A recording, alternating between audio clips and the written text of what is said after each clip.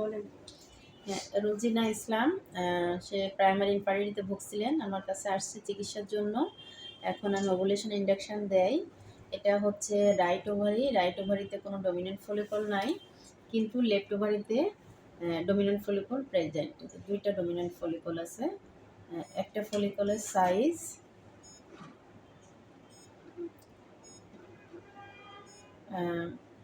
1.99 centimetre into 1.99 centimetre.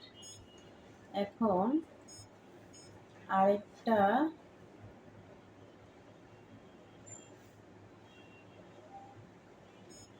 আরেকটা 1.38 into 1.5। এখন দেখা যাক এন্ডোমেট্রিয়ামে ট্রিপল লাইন প্রেজেন্ট কিনা।